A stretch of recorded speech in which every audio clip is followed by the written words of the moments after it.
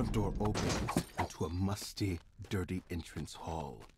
You spot some faint footprints in the filth, leading down the corridor ahead.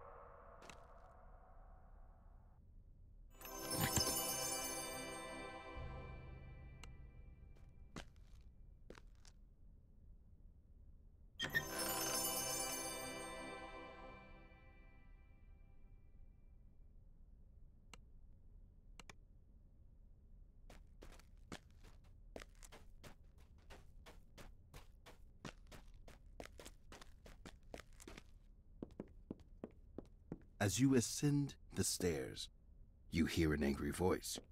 Who is in my house? It howls. Get out!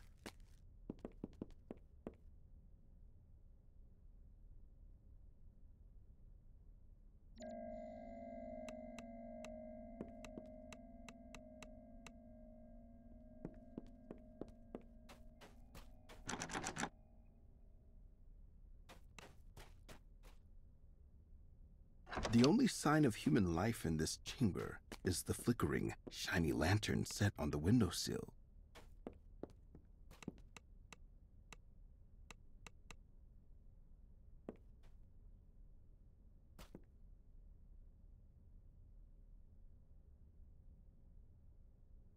The only thing of any note in this room is a clump of tiny mushrooms that protrude from the floor, and you find a small lever in the fireplace. When you pull it, the runes on the floor light up.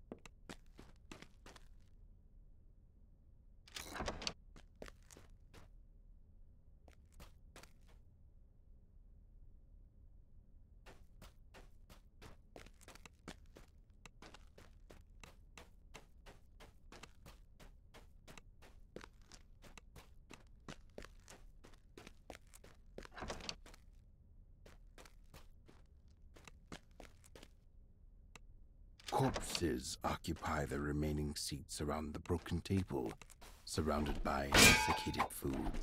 Flies dance above their heads.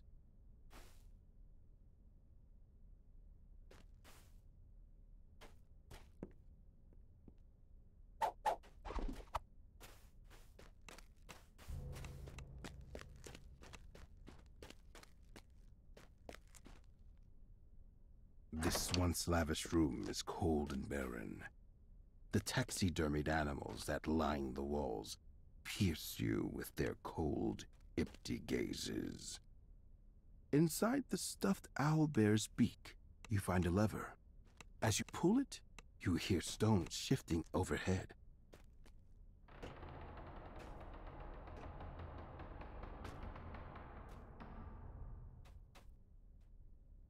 The kitchen is dirty and damp.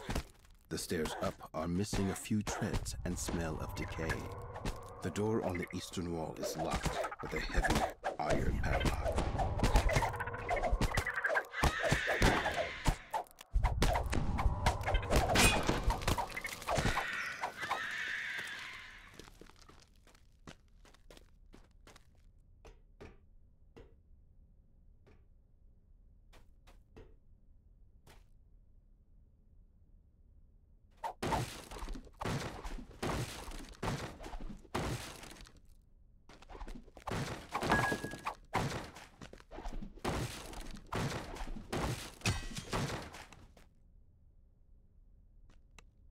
find the silver key inside the crate. You can hear a faint aria emanating from behind this door, on which dangles a heavy silver padlock.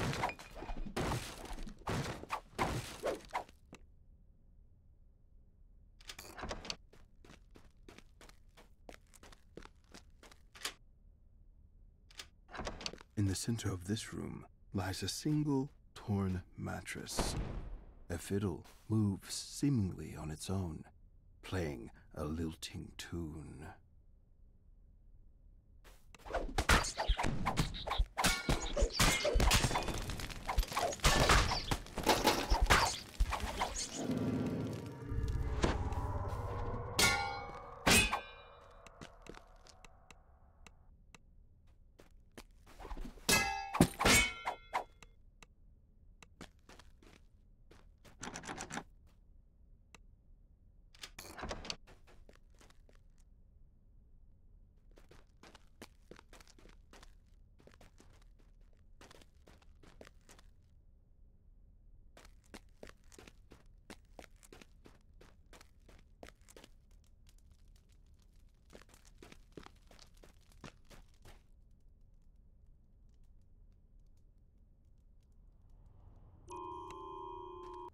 You find a gold key beneath the rug in front of this window.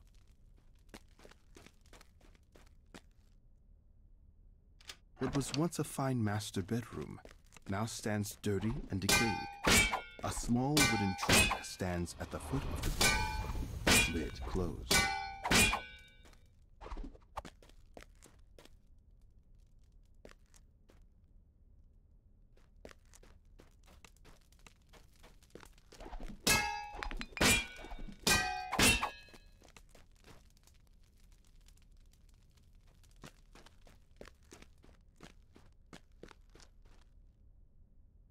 This was once a fine guest bedroom, but rodents and other vermin have infested its corners and burrowed into the grand furniture.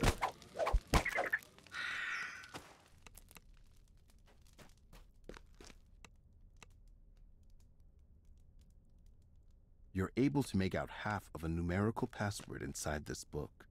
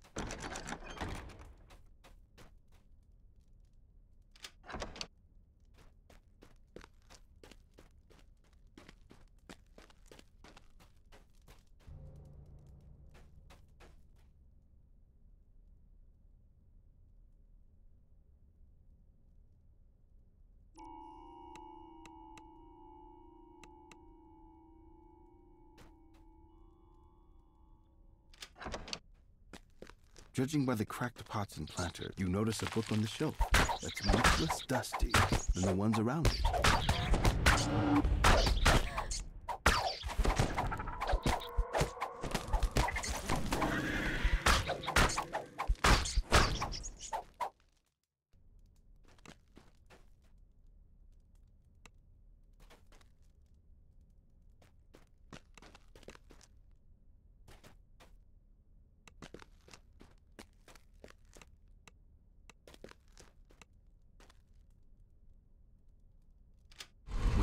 To pull out the book, the shelf slides over, forming an entrance to the library. You can discern half of a numerical password inside this book. Now that you have found both halves, you should be able to put the password to good use.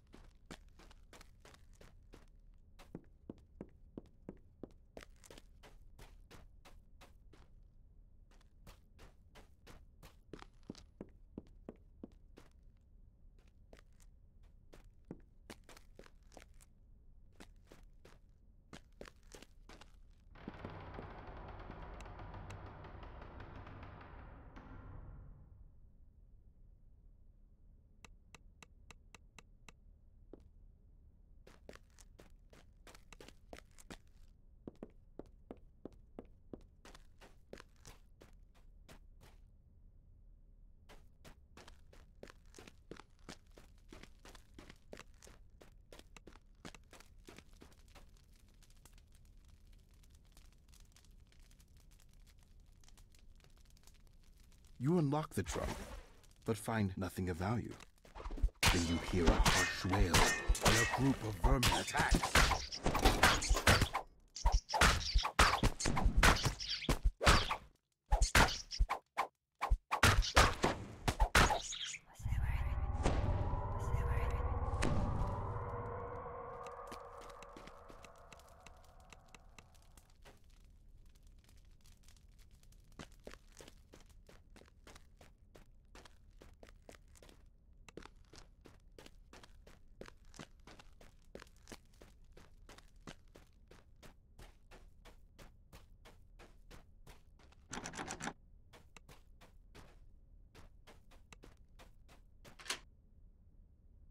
In the far corner of this room lies a man, quite alive. He calls out to you in distress, though his words are muffled behind the cloth shoved into his mouth. The door to this room is secured with a dingy gold padlock. You remove the gag, and he sputters out a ragged breath. You notice a sizable lump on the back of his head. Thank the gods you came along when you did. Name's Ned Snakeshaft. You have no idea how happy I am to see another living soul in this awful place. Quick, untie me so we can get out of this creepy place.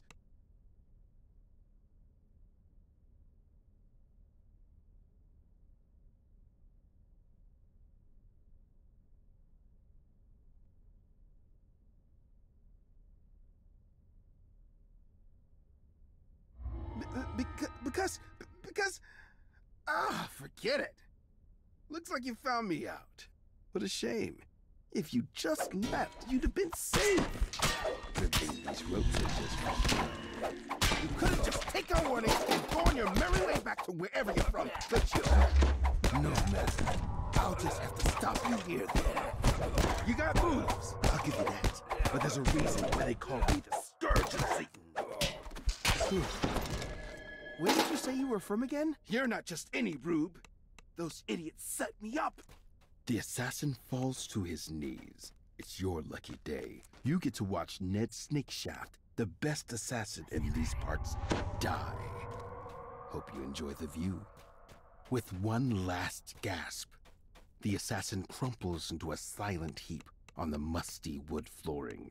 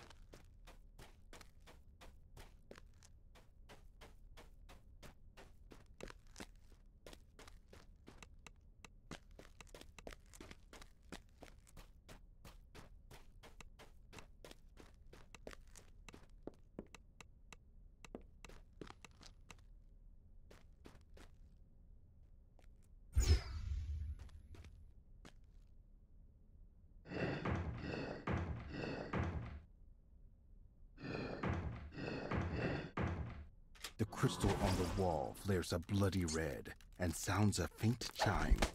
You can hear the same noise coming from upstairs through the holes in the ceiling.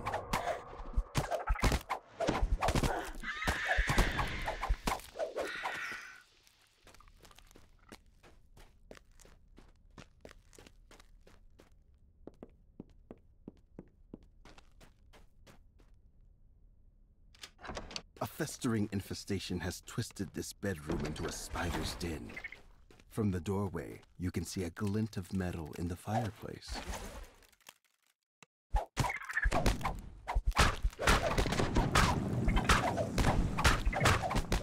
The slime dissipates into a toxic bubble on the ruined floor.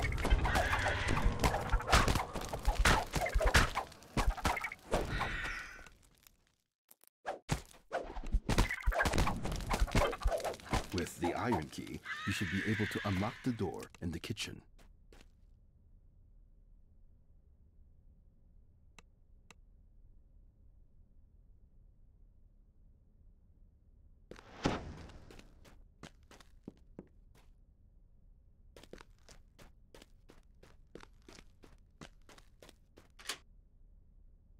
The door swings open, revealing a room significantly more damp and decayed than the others in the house. The smell of spoiled wine clogs your nose with its acrid odor. You nearly trip on a bloody, dismembered body in the center of this chamber.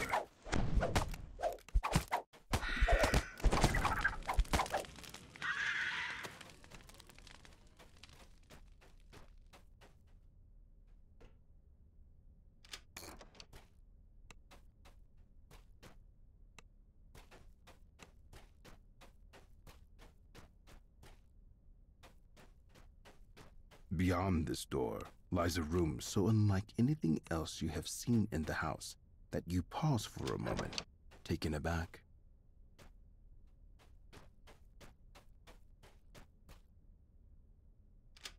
This room is furnished with plain but sturdy furniture. Sheets on the bed appear freshly cleaned.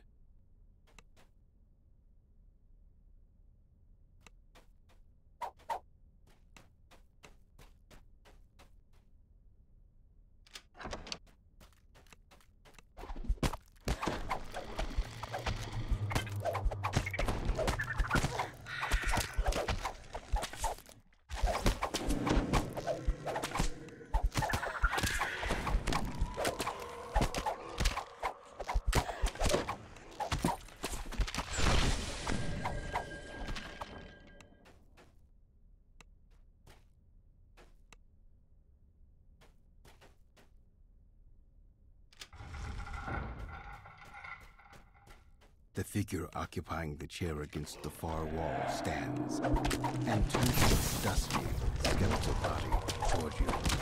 Yes! Out! It rasps in fury.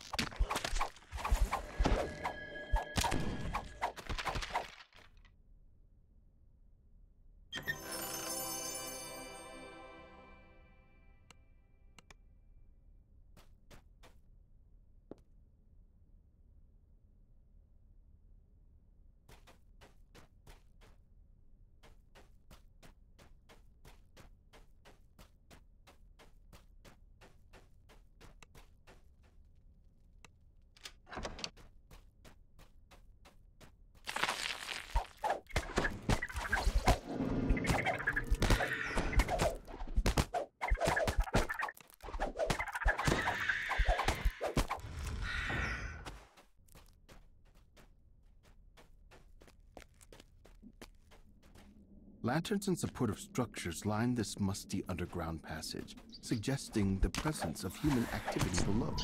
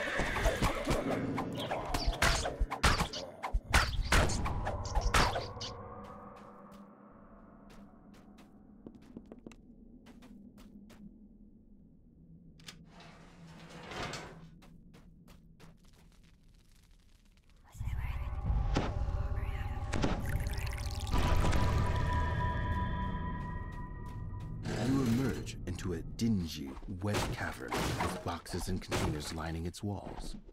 More smugglers stack their goods alongside the other merchandise. A robed figure turns toward you and shudders with surprise.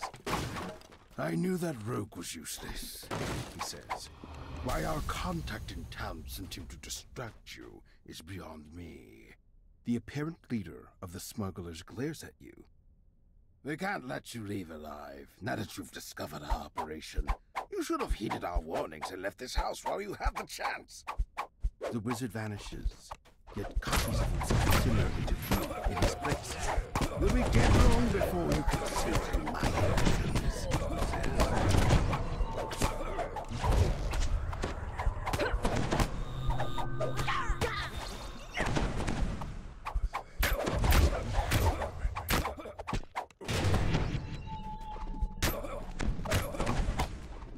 Your attack strikes flesh, and the wizard doubles over in pain. How can this be? He asks in a pained voice. Before he can run away, you strike him one last time. The remaining smugglers scramble out of the cavern, presumably headed to the ship where the rest of their operation waits. The gang will get their due in good time. For now, you content yourself with plundering the smugglers' wares. That should make up for the treasure you have been promised.